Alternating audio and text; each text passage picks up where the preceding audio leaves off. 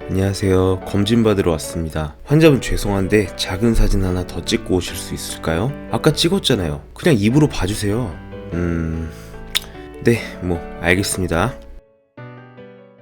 아유, 저런 많이 썩으셨네요. 신경치료하고 크라운 치료 받으셔야 될 것 같아요.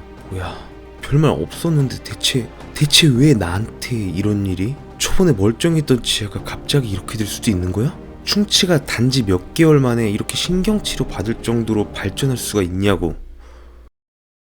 어릴 적 나는 치과에서 사진을 찍자 그러면 기분이 나빴다. 아, 찝찝해. 방사선 피폭되잖아. 처음에 찍었으면 됐지 왜 또 찍자는 거야 대체. 뭐 큰 사진 작은 사진 그렇게 큰 차이도 없더만. 그냥 큰 사진 찍었고 확대하는 게 작은 사진이지 대체 왜 작은 사진을 또 찍는다는 거야. 다행히도 대부분의 환자분들은 순수히 응해주시지만 가끔씩 이를 거부하는 분들의 심정이 이해가 가지 않는 것은 아니다. 치과에 처음 가게 되면 꼭 루틴하게 찍는 일명 큰 사진이 있다. 얘의 본명은 파노라마이다. 나무 숲 중에서 숲을 보여주는 것이지. 이 사진은 내게 굉장히 유용하다. 환자분께 안녕하세요 인사하고 제일 먼저 열심히 빠르게 눈으로 스캔하는 게 이 사진이니까. 충치는 있는지, 잇몸뼈는 건강한 레벨로 유지되고 있는지, 혹시 뿌리 부분에 고름주머니가 있지는 않은지, 사랑니가 있는지, 있다면 방향은 괜찮은지, 신경과 가깝게 나 있는지 등을 한 번에 알 수 있으니까. 그냥 몇 초 보면 아, 이분 치료할 거 많겠다 적겠다 대략의 사이즈가 나온다. 안 봐도 유튜브지. 큰 사진이 있으면 작은 사진도 있겠지? 큰 사진이 숲이라면 이 사진은 나무를 보여주는 사진일 거야. 작은 사진의 이름은 치근단, 페리, PA 이 셋 중에 하나로 주로 불리우게 된다. 내가 치과에서 누워있는데 페리 하나 더 찍어주세요 라던가 치근단, PA 하나 더 찍어주세요 라는 대사가 들리면 아, 나는 몇 초 후에 또 방사선실로 끌려갈 운명이구나 라고 생각하면 된다. 사실 위에 억울한 환자의 해답은 이 작은 사진을 간과했기 때문이다. 자, 이제부터 왜 작은 방사선 사진을 놓칠 경우 레진 GI로 막을 것을 인레이까지 가고 인레이로 막을 것을 신경치료까지 가고 발치까지도 가게 될 수 있는지 딱 하나의 예를 보여주도록 하겠다. 솔직히 정말 많은 예를 들라면 들 수 있는데 시간상 이 한 가지로 하려고 한다. 여러분들도 공감할 수 있는 그런 깔쌈한 예로. 이 큰 사진을 한번 보자. 나는 이 사진을 보면서 생각한다. 왠지 오른쪽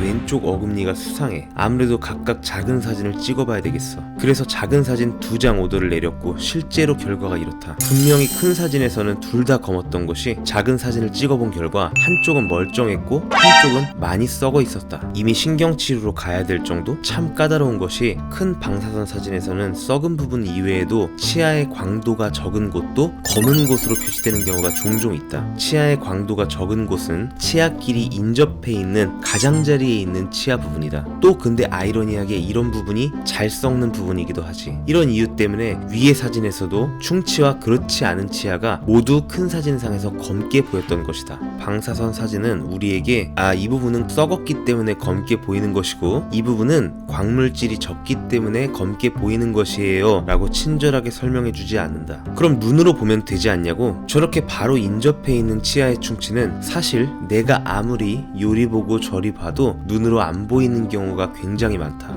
환자의 눈과 의사의 눈이 다를까? 그렇지 않다. 사람 다 거기서 거기다. 안 보이면 그냥 못 보는 것이다. 이러한 이유로 직접 눈으로 보는 것으론 부족하고 거기에 큰 방사선 사진, 작은 방사선 사진 3가지가 조화가 됐을 때 거의 100%에 가까운 확률로 치아가 안전하다라고 말할 수 있는 것이다. 사실 이것도 100%라고 말할 수는 없는 노릇이지. 치과 의사에게 최대한 많은 단서를 줘서 조금이라도 오진이 날 확률을 줄이는 것이 결국 나를 위한 길인 것이다. 충치는 그렇게 급속도로 진행되는 질환이 아니다. 어느 정도 진행이 돼 있었는데 미처 발견되지 못해서 신경치료 받게 되는 경우까지 발전하게 되는 경우가 6개월 안에 급속히 퍼져서 신경치료 받게 되는 경우보다 10배 이상 많다에 내 손목을 걸겠다. 결론적으로 위 환자의 경우 없던 충치가 솟아난 것이 아니라 단서 부족으로 인해 파악되지 못하고 그것을 키워버린 셈인 것이다. 너무 방사선을 겁내고 거부감을 가질 필요 없다. 우리는 이미 1년 365일 내내 자연 방사선에 노출돼 있다. 즉 우리가 살아 움직이고 외출하게 된다면 피할 수 없는 것이 것이 방사선인 것이다. 설사 우리가 치과에서 14장의 작은 사진을 찍게 된다고 해도 약 10일 동안 자연 방사선에 노출된 양 정도밖에 안 된다는 것이다. 즉 무지막지하게 전체 악에 해당하는 14장을 찍어달라는 부탁보다 의심스러운 부분 한두 부분 정도만 찍게 되는 경우가 많기 때문에 하루에서 이틀 정도 밖에서 노출되는 방사선 정도의 양밖에 안 된다는 것을 알면 좋을 것이다. 정기 검진과 방사선만 있다면 사는 동안 신경치료 한 번도 받지 않는 것도 그렇게 큰 꿈은 아닐 것이다.